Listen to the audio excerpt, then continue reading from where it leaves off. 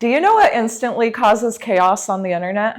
A rebrand. One day your favorite company updates their logo and then boom, everyone hates it and that's all anyone could talk about on the internet.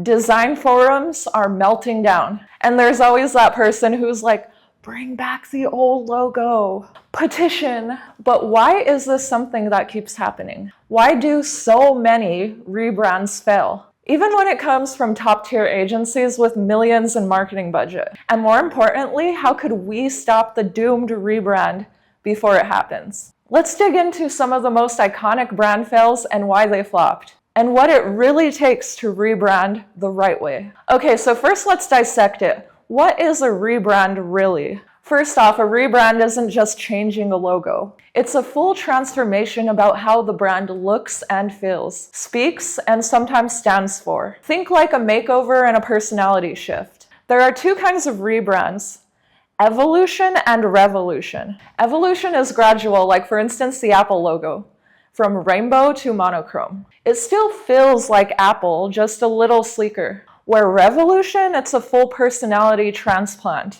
Like Tropicana in 2009. They swapped their iconic orange with a straw for just a generic juice box look.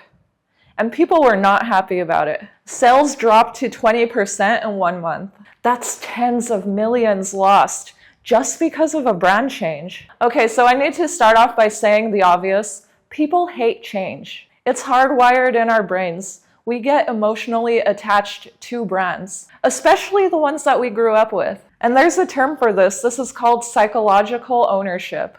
We feel on a subconscious level that we own a piece of the brand, even if in reality we don't. So when that brand changes without asking us, it feels like a betrayal. So Gap made this mistake in 2010. They unveiled a new logo without any warning. And the public absolutely hated it. It only took 6 days, but the hate was so intense that Gap actually scrapped that logo and went back to the original. And it cost them a lot of money. One other reason why I think that rebrands fail is they often forget about the soul of their brand. Let's talk Pepsi in 2008. They spent $1 million on a new logo redesign. And what they got was a slightly tweaked circle with an awkward smile. People mocked it, saying it looked like a weight loss progression chart. They literally just tried to tie it to the golden ratio and gravitational fields. And the result? Confusion. JCPenney made a similar mistake in 2011. They launched a modern minimal logo, and they changed their store strategy entirely. They dropped discounts, changed pricing, and published a cool new look. They completely alienated their loyal, budget-friendly customers. And the sales plummeted. The CEO got fired and they backtracked literally everything. Okay, so not all rebrands are disasters. Some companies totally nailed it.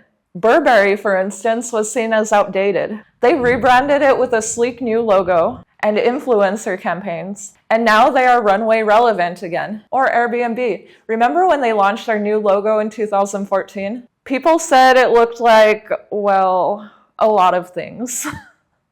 But they stuck with it, and over time it became part of their story. And Old Spice, their total brand repositioning in 2010 was absolutely perfect. They leaned into that absurd humor and masculinity stereotypes, and it made them unforgettable. Okay, so let's summarize it, shall we? Here are the top reasons why rebrands are a flop. Number 1, lack of research. No audience testing and no feedback loops. Number 2, ignoring brand equity. Throwing away everything that people recognize. Number 3, trend chasing. Guys, minimalism isn't always the answer. And number 4, brand rollout. No storytelling, just surprise. And number 5, disconnect with internal culture. Employees don't buy in, so customers don't either. If your rebranding isn't grounded in storytelling, then no amount of Helvetica could save it.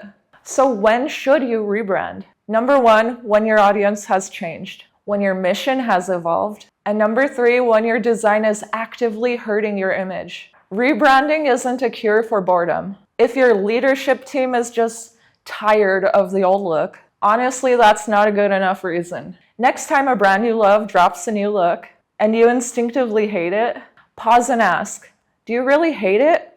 Or is it just that this is unfamiliar? That said, there are rebrands that absolutely do deserve a roast. So let's hear it. What's the worst rebrand that you have ever seen? And which one do you think was unfairly judged? Drop your answers in the comments, and don't forget to give this video a like and subscribe if you want to see more deep dives like this, because I make videos like this every single week.